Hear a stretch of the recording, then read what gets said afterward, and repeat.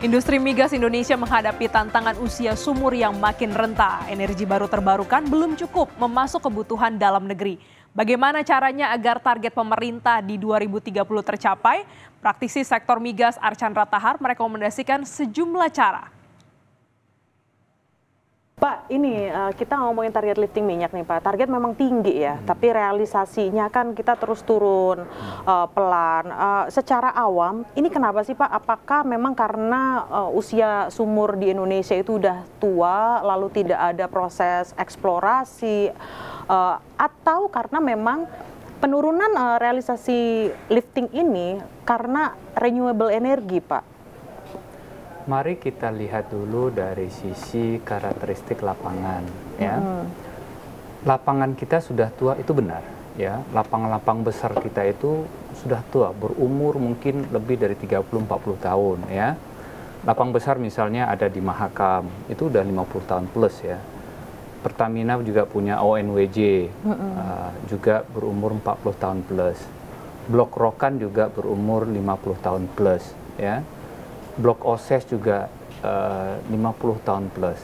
Yang baru yang di Indonesia yang besar itu adalah blok yang punyanya Exxon Cepu. Itu baru, ya, baru sejak tahun berapa ya? Berapa 5 atau 10 tahun belakangan lah baru berproduksi, ya. Jadi kalau karakteristik lapangan tua biasanya produksinya itu akan turun. Ya, itu secara alamiah dia akan turun produksinya. Kalau produksi turun, lapangan tua, biaya untuk merawatnya juga biasanya juga lebih besar. Sama seperti manusia, ya. Manusia kalau sudah tua biasanya ada penyakitnya, kadang-kadang penyakitnya nggak terlihat, baru muncul pada saat tua. Nah, biaya pengobatannya mahal. Nah, khusus untuk minyak juga perumpamaan yang sama, bahwa lapangan tua membutuhkan perawatan lebih dan produktivitasnya menurun dengan sangat tajam. Itu dari sisi karakteristik lapangan tua.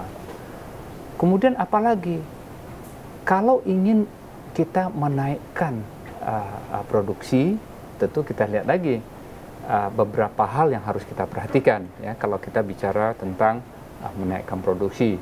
Yang pertama, adakah teknologi, ya, yang mampu menaikkan produksi dari lapangan-lapangan tua ini? Oh, ada. Itu yang dinamakan dengan enhanced oil recovery. Ada enhanced oil recovery yang tahap pertama, ada tahap yang kedua, gitu. Dari produksi yang sudah ada dengan teknologi konvensional, dengan tekanan reservoir yang di bawah, maka keluarlah minyaknya. Kemudian lama-lama dia turun. Nah, sekarang harus dilakukan treatment. Ya, treatment seperti apa sehingga naiklah produksi untuk tahap kedua. Nah, biasanya naikkan produksi juga nggak banyak. 5%, 7% dari apa yang sudah ada sebelumnya. Kemudian lama-lama habis juga. Naik lagi, mulai dengan teknologi ketiga, enhanced oil recovery, misalnya yang tersier nama yang ketiga, ya. Yang kedua itu secondary, yang ketiga tersier. Berapa naiknya? Nggak banyak juga. 3%, 5%. Nah, untuk mengandalkan naiknya produksi minyak dari lapangan-lapangan tua, itu nggak banyak.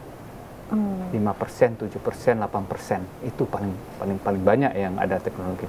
Nah, apa harapan kita kalau ingin menaikkan secara signifikan? Eksplorasi lapangan-lapangan baru. Tanpa lapangan baru, rasanya susah untuk menaikkan. Misalnya, kalau sekarang misalnya 600.000, menjadikan dia meningkat sangat jauh ke depan, 2 kali lipat seperti yang ada di Amerika, mungkin tantangannya berat sekali. Untuk itu ya kita harus melihat pertama teknologi, kita harus lihat nih teknologi ada nggak? Ada. Setelah kita melihat teknologi, applicable nggak untuk lapangan yang ada di Indonesia? Jadi kalau teknologi itu berhasil di negara lain, misalnya di Amerika berhasil, di Afrika berhasil, misalnya, apakah serta-merta bisa nggak kita pakai di Indonesia untuk lapangan yang ada di Indonesia? Belum tentu. Bahkan di dalam negeri sendiri, misalnya berhasil secondary EOR di blok A misalnya, apakah itu bisa nggak diaplikasikan ke blok B walaupun satu negara? Belum tentu juga. Jadi ini teknologi itu sangat unik, bergantung dari banyak hal terhadap karakteristik dari lapangan tersebut. Ya. Yang kedua, setelah kita punya teknologi, kita melihat sistem. Apakah sistem yang ada di kita itu menunjang nggak untuk percepatan agar produksi lapangan-lapangan tua atau eksplorasi lapangan-lapangan baru itu bisa dipercepat. Mari kita lihat di Amerika. Amerika misalnya satu contoh gitu ya. Untuk dapat sebuah lapangan baru di shale oil atau shale gas, untuk memulai kegiatan drilling dalam hitungan minggu mereka bisa. Ya. Tapi kita kadang-kadang di Indonesia, saya lihat datanya selama saya di kementerian bahwa itu membutuhkan waktu tahunan untuk bisa mendapatkan mulai melakukan produksi atau melakukan drilling.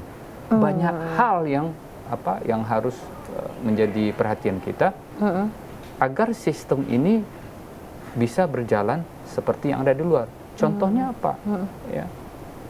Contohnya ya, sistem fiskal yang ada di luar. Ya. Di Amerika menganut apa yang dinamakan dengan tax and royalty. Itu sebenarnya gross split. Ya. Nah, kita di Indonesia juga waktu saya sama Pak Jonan juga memperkenalkan gross split. Itu salah satu usaha kita untuk menaikkan produksi. Setelah kita tahu teknologi, sistem kita perbaiki, apalagi yang harus kita perbaiki? Manusianya. Ya. Adakah kita punya resources? Putra-putri terbaik kita mampu ya mengembangkan atau belajar dari teknologi yang ada di luar sana. Yang kedua, mampu nggak ya putra-putri terbaik kita ya itu belajar tentang sistem pengelolaan sumber daya alam yang efektif dan efisien. Kita tuh di situ dulu.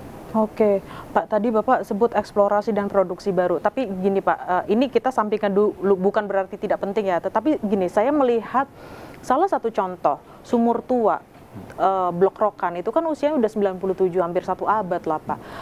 2022, Rokan ternyata mampu tetap mencetak untung, bahkan kontribusinya ke Pertamina tuh besar sekali ya. Rokan untungnya 25 triliun. Dulu di zamannya Bapak kan, ini kan Rokan lewat gross split ini ya Pak ya. Itu maksud saya gini, apa yang membuat sumur tua seperti Rokan tetap menguntungkan? Apakah sumur-sumur tua lain di Indonesia juga bisa sama menguntungkannya seperti Rokan, Pak? Kalau bicara untung itu sudah di ujung, ya. Ada faktor yang dimana bisa kita kontrol, ada faktor yang tidak bisa kita kontrol. Sayangnya banyak faktor di oil and gas itu yang kita nggak bisa kontrol. Contohnya apa? Harga minyak. Kalau harga minyak tinggi, ya, maka umumnya perusahaan minyak itu mau efisien apa tidak, biasanya dia untung. Ya, tapi kalau harga minyak rendah, sementara lapangan tersebut membutuhkan biaya tinggi karena sudah tua dan lain, biasanya dia rugi. Jadi kita tidak bisa hanya melihat 1 tahun, wah dia untung, nggak bisa.